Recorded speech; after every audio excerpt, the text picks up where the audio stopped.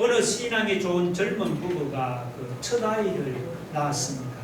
그 젊은 부부는 아이가 믿음으로 자라도록 아이의 이름도 요한이나 혹은 바울같이 신앙적으로 짓기로 했습니다. 반면에 그의 부모님은 가문의 학렬에 따라서 아이를 지어야 한다고 주장했습니다. 특히 이름 짓는 곳에서 장명소에서 사주팔자를 따져서 이름을 지어야 한다고 그렇게 고집을 했습니다. 그래서 아이의 이름을 짓는 문제를 놓고 신앙을 가진 부부와 믿지 않은 부모님 사이에 갈등이 생겼습니다. 여러분, 아이 이름을 짓는 것은 단순히 아이 이름으로 끝나는 것이 아닙니다.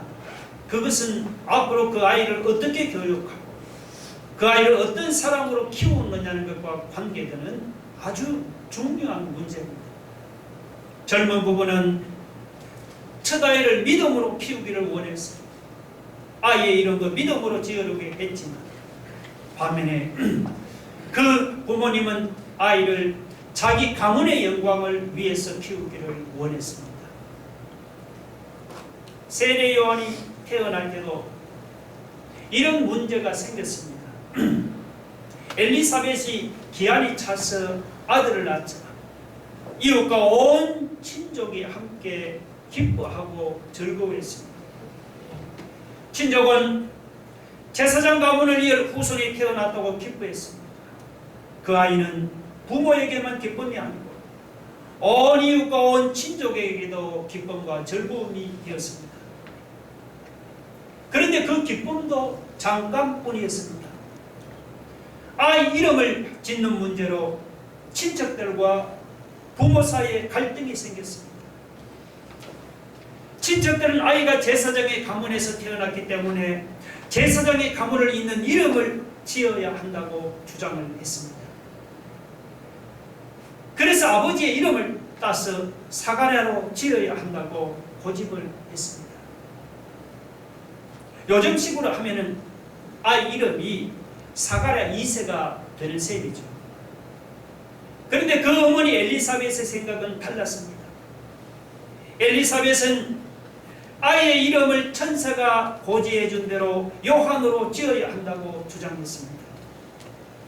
엘리사벳은 이 아이는 우리 아이도 아니고 우리 가문의 아이도 아니고 이 아이는 하나님의 아이이기 때문에 우리 가문의 전통을 따라 이름을 지을 수 없다고 주장을 했습니다.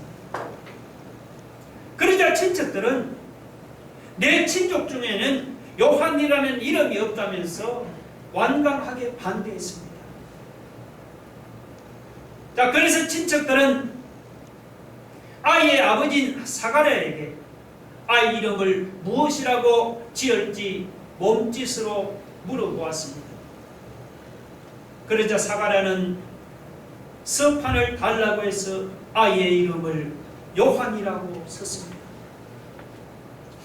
첫 번째 시험 때는 천사의 말을 사가랴가 믿지를 않아서 벙어리가 됐지만 두 번째 시험 때는 사가랴가 하나님의 말씀에 순종해서 자기 이름대로 짓지 않고 요한이라고 지었습니다. 여러분, 이 사가랴가 아이 이름을 자기 이름을 따라서 사가랴로 짓는다는 것은 뭘 의미합니까? 그것은 하나님의 뜻보다 자기 친족의 뜻을 따른다는 것입니다. 그것은 하나님의 영광보다 제사장 가문의 영광을 위한다는 그런 뜻입니다.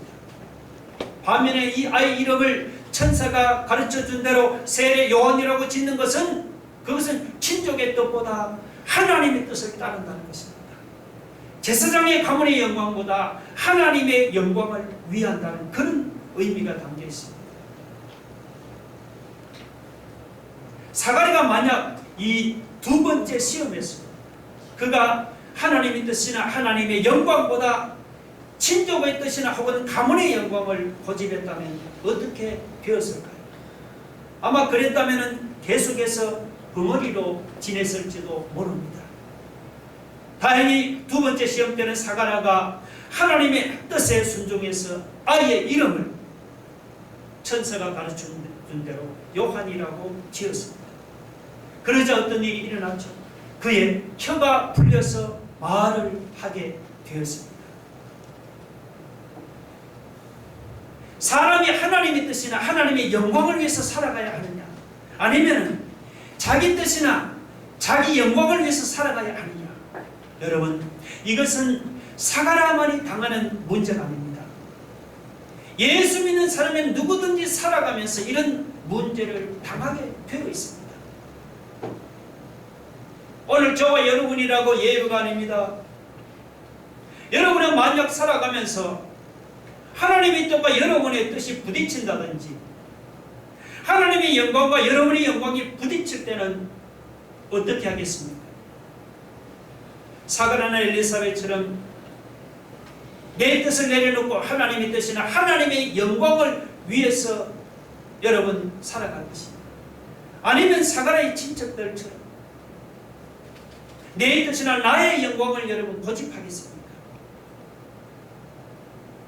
이런 질문에 실제로 어떤 내 이익이 걸린 문제가 아니라면 하나님의 뜻과 하나님의 영광을 위해서 살겠다고 쉽게 우리가 대답할 수가 있습니다. 그러나 내 이익이 걸린 문제라면 이건 쉬운 질문이 결코 아닙니다. 만약에 하나님의 뜻이나 하나님의 영광을 위해서 살아가면 나에게 여러 가지 불이익이나 혹은 손해를 당하는데도 여러분이 정말 하나님의 뜻이나 하나님의 영광을 위해 살겠다고 자신 있게 말할 수가 있겠습니까?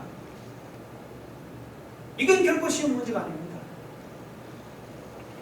그런데도 자기 영광 대신에 하나님의 영광을 위해서 살아간 사람이 있습니다. 사도 바울이죠. 로마서 여러분 14장 18절 볼까요? 로마서 14장 18절 같이 읽어봅시다. 시작. 우리가 살아도 주를 위하여 살고 죽어도 주를 위하여 죽나니 그러므로 사나 죽으나 우리가 주의 것이로다. 고린도전서 10장 31절 봅시다. 시작. 그런즉 너희가 먹든지 마시든지 무엇을 하든지 다 하나님의 영광을 위하여 하라 했습니다. 사도 바울은 먹든지 마시든지 하나님의 영광을 위해서 살았습니다. 사나 죽으나 주의 것으로서 주님의 영광을 위해서 살고 주님의 뜻을 위해서 살았습니다.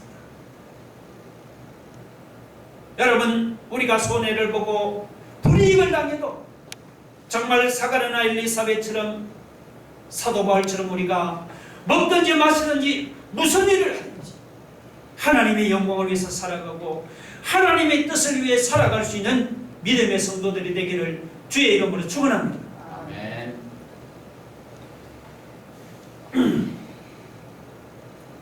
그 다음이 67절로 79절은 오늘 함께 읽었죠. 사가랴가 아이 이름을 이제 요한이라고 지은 후에 예언한 것입니다. 우리가 이 부분을 읽어보면 사가랴의 예언이 특별히 죄인의 구원에 대한 몇 가지 중요한 교훈을 담고 있습니다. 첫째, 하나님이 장차 행하실 구원은 취소될 수 없다는 것입니다. 68절 보세요. 찬송하리로다 주 이스라엘의 하나님이여 그 백성을 돌보사 속량하신다. 속량하셨다. 여기서 속량한다는 말이 무슨 뜻이에요? 속량한다는 말은 몸값을 지불하고 노예로 팔려간 사람을 해방시켜준다는 그런 말입니다. 자, 몸값을 지불했기 때문에 이제 노예 주인과의 관계는 완전히 끝나버렸습니다. 이제는 노예 주인이 더 이상 그 노예를 주장할 수도 없고 주인 행세를 할 수도 없습니다. 우리가 얻은 구원이 바로 그와 같습니다. 하나님께서 예수 그리스도의 피값을 지불하고 우리를 죄에서 해방시켰습니다. 예수님이 우리 죄값을 지불했기 때문에 죄가 더 이상 우리를 주장하지를 못합니다. 이제 우리는 더 이상 죄와 상관이 없습니다. 우리는 죄에서 완전히 구원되었고 우리가 얻은 구원은 어떤 일이 일어나도 취소될 수가 없는 것입니다. 할렐루야. 로마서 8장 1절 볼까요? 다 같이 시작. 그러므로 이제 그리스도 예수 안에 있는 자에게는 결코 정죄함이 없나니 그리스도 예수 안에 있는 자에게는 결코 정죄함이 없나니 8장 38, 39절 봅시다. 시작. 내가 확신하노니 사망이나 생명이나 천사들이나 권세자들이나 현재일이나 장래일이나 능력이나 높음이나 깊음이나 다른 어떤 피조물이라 우리를 우리 주 그리스도 예수 안에 있는 하나님의 사랑에서 끊을 수 없느니라. 여러분, 우리 구원의 확실성에 대해서 이것보다 더 분명한 성경 구절이 또 어디 있겠습니까? 오늘 68절에 그 백성을 돌보사 속량하시며라는 이 구절은 예수님이 십자가로 완전한 구원을 얻었습니다. 다시는 죄의 노예가 되지 않는다는 그런 말입니다. 다시는 죄가 우리를 주장하지 못하며 하늘이 두 쪽이 나도 우리가 얻은 구원은 취소되지 않는다는 그런 말입니다. 믿으시면 아멘 하시기 바랍니다. 둘째, 사가랴는 하나님이 우리 구원을 이루는 방법에 대해서 예언을 했습니다. 69절에 보면 우리를 위하여 구원의 뿔을 그종 다윗의 집에 일으키셨으니 했습니다. 하나님께서 우리의 구원을 어떻게 이루시는가 하면 하나님이 다윗의 집에 구원의 뿔을 일으켰습니다. 우리의 구원을 이루신다고 했습니다. 여기서 이 구원의 뿔은 바로 구원하는 권세 혹은 구원하는 능력을 가르칩니다. 하나님께서 우리를 구원하시려고 다윗의 집에서 구원의 뿔을 일으켰습니다. 구원하시는 권세 혹은 구원하시는 능력을 하나님이 다윗의 집에서 일으켰습니다. 자, 그러면 하나님이 누구로부터 우리를 구원하는 줄 아십니까? 그 밑에 여러분 71절 한번 보세요. 우리 원수에게서와 우리를 미워하는 모든 자의 손에서 구원하시는 일이라고 했습니다. 하나님께서 우리 원수와 우리를 미워하시는 모든 자의 손에서 우리를 구원하시려고 다윗의 집에서 구원의 뿔을 일으켰습니다. 여기서 우리 원수와 우리를 미워하는 자들이 여러분 누군 줄 압니까? 직접적으로는 바벨론이나 혹은 로마같이 이스라엘을 침략하는 이민족입니다. 바로 이스라엘을 미워하는 원수들이죠. 그러나 여러분 영적으로 이것은 바로 사탄 마귀가 우리를 미워하는 원수입니다. 우리가 모르는 사이에 부지불식간에 우리로 하여금 죄를 짓도록 하고 그리고 우리 인생을 병들게 하고 그리고 황폐하게 만들고 우리를 죽게 만들고 망하게 하는 것이 바로 우리 원수 사탄 마귀가 하는 짓입니다. 하나님은 우리를 하여금 죄를 짓도록 하고 우리 인생을 병들게 하고 우리 삶을 황폐하게 만들고 우리를 죽게 만들고 망하게 하는 이 원수 사탄 마귀로부터 우리를 구원하시려고 다윗의 집에서 구원의 뿔을 일으켰습니다. 하나님이 원수 사탄 마귀로부터 우리를 구원하시려고 다윗의 집에서 구원하는 권세와 구원하는 능력을 일으키신 것입니다. 자, 여러분, 그러면 여러분 하나님께서 우리를 구원하시려고 다윗의 집에서 일으키신 이 구원의 뿔이 누굽니까, 여러분? 이 구원의 뿔이 누굽니까? 우리를 원수 사탄 마귀로부터 구원하는 권세와 구원하는 능력이 누굽니까? 예수 그리스도입니다. 그러니까 예수 그리스도가 바로 우리를 구원하는 구원의 뿔이시요 구원하는 권세시요 구원하는 능력이십니다. 시편 18편 2절 우리 한번 다 같이 읽어봅시다. 시작. 여호와는 나의 반석이시요 나의 요새시요 나를 건지시는 이시요 나의 하나님이시요 내가 그 안에 피할 나의 바위시요 나의 방패시요 나의 구원의 뿔이시요 나의 산성이시로다. 이 다윗의 신앙 고백입니다. 여러분, 여기서 다윗이 고백한 나의 반석, 나의 요새, 나의 하나님, 그리고 나의 바위, 나의 방패, 나의 구원의 뿔, 나의 산성이 사실은 바로 예수 그리스도를 가르칩니다. 오늘 우리가 믿는 예수 그리스도가 원수 사탄으로부터 우리를 구원하시려고 하나님께서 다윗의 집에서 일으킨 구원의 뿔이시오, 구원의 권세시오, 구원의 능력이 있습니다. 우리가 믿는 예수 그리스도가 바로 다윗이 시편에서 고백한 나의 반석이요 나의 요새요 나를 건지시는 이요 나의 하나님이시요 나의 바위시요 나의 방패가 되신 줄로 믿으시기 바랍니다. 아멘.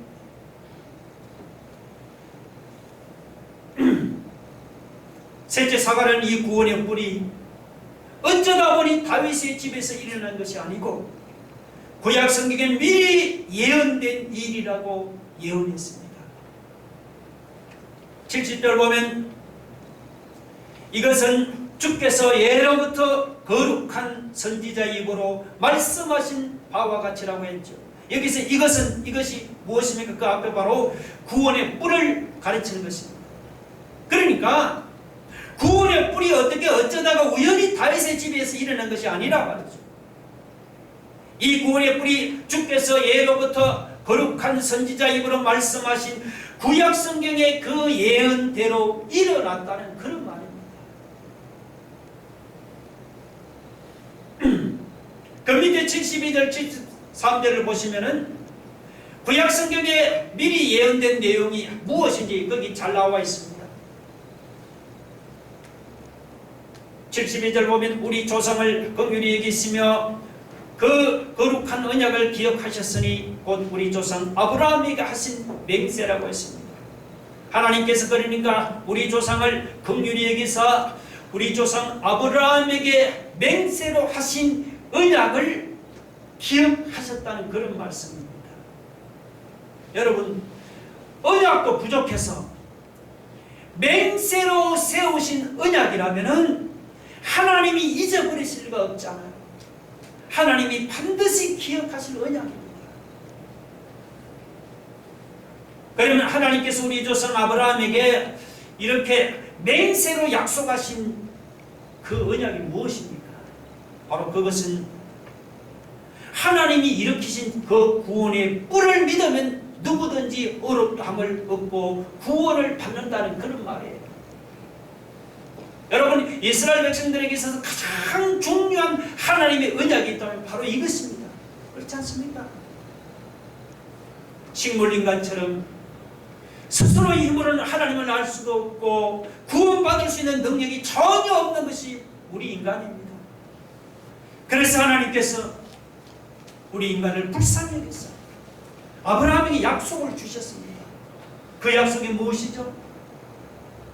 구원의 뿔을 믿으면 어렵다함을 얻고 구원받는다는 것입니다.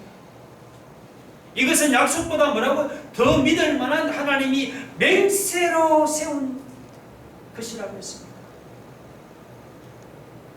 이 맹세라는 말은 그 유언이라는 말과 비슷합니다. 여러분, 유언 아시죠? 이 유언은 유언한 사람이 죽어야 효력을 발휘합니다. 아브라함에게 하신 맹세도 맹세하신 하나님이 죽어야 효력을 발휘합니다. 그런데 하나님은 생명이기 때문에 하나님은 죽을 수가 없잖아요. 그래서 하나님 대신에 하나님의 아들이 이 땅에 오셔서 죽기로 맹세를 했습니다. 그 맹세를 이루시기 위해서 하나님 아들 예수님이 십자가에 못 박혀 죽었습니다. 여러분, 하나님께서 우리에게 친히 맹세로 세우신 언약에 따라 일어난 그 구원의 뿔이라면 우리가 그 구원의 뿔을 우리가 믿을만 하지 않습니까? 예수님이 어쩌다 보니 다윗의 집에서 일어난 구원의 뿔이 아니다 말이죠. 예수님은 하나님께서 아브라함에게 맹세로 세우신 언약에 따라 일어난 구원의 뿔입니다. 그러므로 그 예수님은 우리가 절대로 믿을 만한 구원의 뿔이라는 사실을 여러분이 확신하기 바랍니다.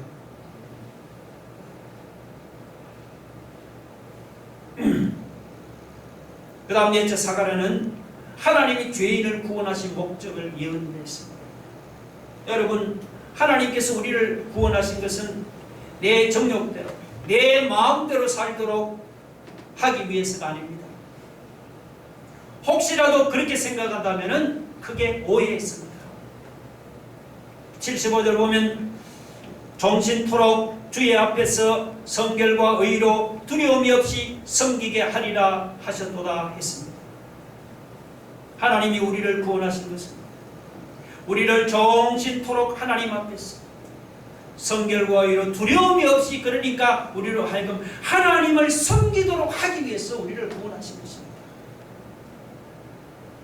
자, 그러면 어떻게 하는 것이 하나님을 섬기는 것입니까? 먼저는 하나님을 우리가 기쁘시게 하는 삶을 사는 것이, 그것이 뭐죠? 하나님을 섬기는 것입니다.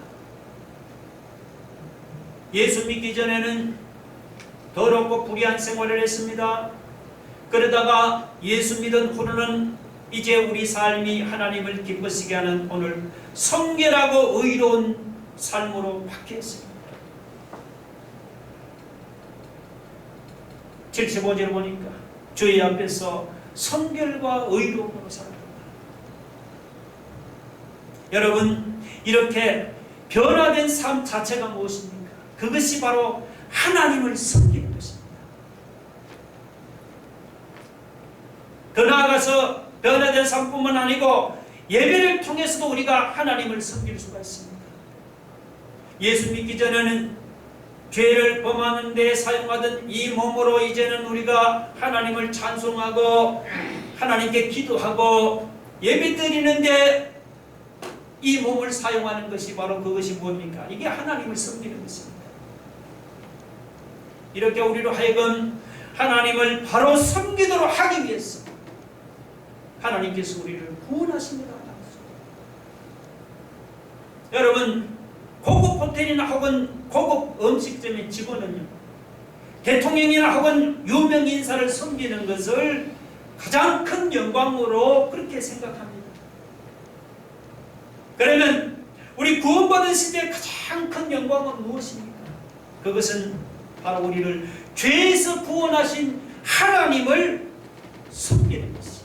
이것이 우리의 가장 큰 영광입니다. 오늘 여러분은 어떻습니까? 여러분은 예수 믿기 전에 더럽고 불의했던 생활이 예수 믿은 후로는 하나님이 기뻐하는 성결하고 의로운 생활로 여러분 바뀌었습니까? 그럼 여러분 하나님을 섬깁니다. 예수 믿기 전에 죄를 범하는 데 사용하던 몸으로 이제는 그 몸으로 하나님을 찬송하고 기도하고 예배드리는 데 사용하고 있습니까? 예, 그러면 여러분은 바로 하나님을 바로 섬기는 자라고 할 수가 있습니다. 하나님께서 우리 욕심이나 우리 마음대로 죄를 지으며 살려고 우리를 구원하신 것이 아닙니다. 변화된 생활과 그리고 예배를 통해서 하나님을 바로 섬기게 하려고 하나님이 우리를 구원했습니다. 여러분이 예수 믿고 구원받으셨다면 구원받으신 목적대로 하나님이 기뻐하시는 성결하고 의로운 생활과 그리고 예배를 통해서 하나님을 바로 섬길 수 있기를 주의 이름으로 축원합니다. 아멘. 마지막으로 사가랴는 자기 아들 요한의 사명에 대해서 예언을 했습니다. 76절을 보면 세례 요한의 사명은 이제 자기 뒤에 오시는 예수님의 길을 준비하는 것입니다. 그리고 77절은 주의 백성에게 죄사함으로 말미암는 구원을 알게 하는 것이 세례 요한의 사명이라고 했습니다. 죄사함으로 말미암는 구원이라 했습니다. 오늘 저와 여러분은 다 하나님 앞에서 죄인입니다. 우리 죄를 사함받지를 못한다면 여러분 구원도 없지요. 그런데 여기서 죄사함이라고 할 때 여러분, 이 죄는 잘 들으세요. 이것은 단수형이 아니고 복수형입니다. 죄들입니다. 그 말은 우리가 범한 한 가지 한 가지 죄를 다 전부 다 사함을 받아야만 구원을 받는다는 그런 말입니다. 우리가 거짓말한 것, 혹은 남의 것을 훔친 것, 혹은 남을 미워한 것, 그리고 남을 때린 것 등등 우리의 모든 죄가 그 모든 죄가 다 사함을 받지는 못한다면 우리 구원도 없습니다. 그런데 바로 예수님이 십자가에 달려 피를 흘리심으로 말미암아 우리가 지은 그 모든 죄를 하나님이 다 용서하신 것입니다. 예수 그리스도의 보혈을 통해서 하나님이 우리 모든 죄를 다 사심으로 우리가 구원을 받은 것입니다. 78절에 보면 이는 우리 하나님의 긍휼을 인함이라고 했죠. 이것은 무슨 말인가 하니까 그러니까 우리가 죄사함의 구원을 받은 것이 이는이라는 것은 우리가 죄사함의 구원을 받은 것이 그것이 뭡니까? 우리 행위가 아니고 하나님의 긍휼로 되었다는 그런 말입니다. 여기서 이 긍휼이라는 말은 여러분 헬라어로 보면 이것은 심장이라는 것입니다. 심장, 사람의 심장. 여러분 하나님이 천지를 창조하실 때는 하나님의 능력으로 창조했습니다. 그래서 시편 8편 3절에서 다윗은 주의 손가락으로 만드신 하늘이라고 노래했습니다. 하늘 같다면 하나님이 그냥 손가락으로 만들었어요. 하나님이 천지 만물 우주를 창조하실 때는 하나님께서 손가락을 사용했습니다. 그런데 죄 사함의 구원을 주시기 위해서는 하나님이 손가락을 사용한 것이 아니고 하나님이 심장을 사용하셨습니다. 심장은 가장 뜨거운 사랑의 마음이죠. 그래서 긍휼이라고 표현을 했습니다.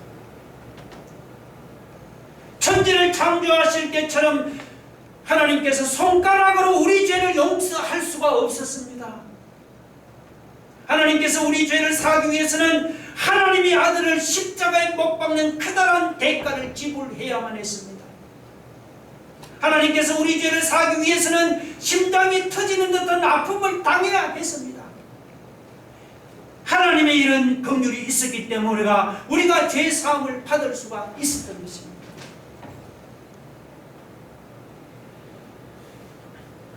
(78절) 중간에 보니까 이로써 돋는 위로부터 임한다고 했죠. 자, 여기서 오늘 설교 제목이 돋는 해신 예수님이라고 했습니다. 그러므로 이 돋는 해는 예수님을 가르치죠. 그리고 위로부터 임한다는 말이 영어로 이것은 비지트입니다. 발음이 어떤지 모르겠어요. 비지트, 방문한다는 뜻이죠. 여러분 돋는 해가 하늘에 다 떠올라서 어둠에 둘러싼 땅을 환하게 비춰주잖아요. 하나님의 아들 예수님이 위로부터 저 높은 하늘로부터 낮고 낮은 이 땅 우리에게 임하시고 우리를 방문하셨습니다. 여러분 하나님의 아들 예수 그리스도가 돋는 해처럼 흑암에 갇혀있는 우리에게 임하시고 우리를 방문하신 그것이 뭐냐? 그것이 바로 하나님의 긍휼입니다. 그렇지 않아요? 예수님이 오시기 전에 우리는 빛이 없었습니다. 그때 우리는 인생이 어디서 와서 어디로 가는지도 모르고 캄캄한 흑암 속에서 길을 잃고 살았습니다. 그런데 우리는 죽음의 그늘에 앉아서 소망과 기쁨을 잃어버린 채로 공포와 두려움과 슬픔과 좌절에 빠져서 살았습니다.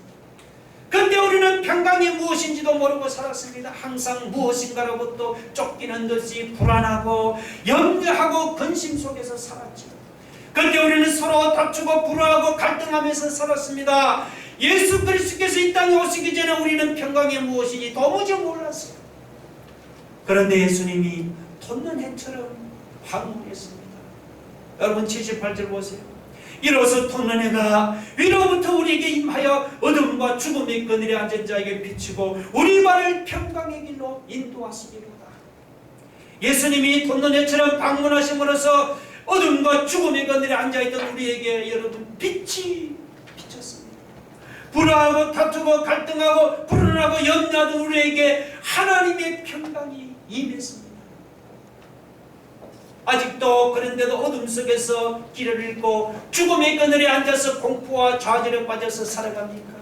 아직도 평강의 길을 모르고 불화하고 갈등하며 마음의 불안과 염려 속에서 살아가십니까? 그런 사람은 위로부터 하늘로부터 우리를 방문하시는 돋는 해가 되신 예수 그리스도를 마음에 영접하기를 바랍니다. 예수 그리스도를 마음에 영접하면 돋는 해처럼 우리 마음에 활약과 기쁨을 주십니다. 도느네처럼 어둠과 죽음의 그늘에 앉아있는 우리에게 소망의 빛과 생명의 빛을 비춰주십니다. 예수 그리스도를 마음에 영접하시면 도느네처럼 불안하고 갈등하며 불안과 염려 속에 살아가는 우리를 평강의 길로 인도하실 줄로 믿으시기 바랍니다. 할렐루야. 다 같이 기도하겠습니다. 여러분, 예수님은 어둠과 죽음의 그늘에 앉아있는 사람에게 빛을 비추는 도느니로 오셨습니다. 우리 욕심대로 살라고 우리를 구원한 게 아니고 하나님을 바로 섬기라고 구원했습니다. 예수님은 어쩌다가 일어난 구원의 뿌리 아니고 예수님은 하나님께서 아브라함에게 맹세로 세우신 언약에 따라 일어난 우리가 믿을 만한 확실한 구원의 뿌리입니다. 여러분, 예수님이 피로써 우리 죄값을 지불했기 때문에 우리의 구원은 하늘이 두 쪽이 나도 취소가 되지 않습니다. 여러분, 우리는 엘리사벳처럼 사가랴처럼 사도 바울처럼 우리는 이제 먹든지 마시든지 무엇을 하든지 하나님의 영광과 하나님 뜻을 위해 살겠다 결심하는 다짐만 우리 한번 나같이 한번 통성으로 기도하겠습니다. 할렐루야. 하나님 아버지, 어둠과 사망의 그늘에 앉아있는 사람에게 빛을 비춰주시고 통로대로 예수 그리스도께서 이 땅에 임하시고 이 땅에 찾아오셨습니다. 하나님, 사망과 죽음의 그늘에 살아 아직도 소리가 사망 평강의 길을 모르고 마음이 아버지 불안과 염려와 하나님 근심 속에 살아가면서 아버지 통로대처럼 방문하신 예수 그리스도를 이 시간 마음의 문을 열고 심령에 모시고 영접하는 하나님 아버지, 하나님 우리에게 참된 기쁨 참된 평화가 이루어지겠습니다.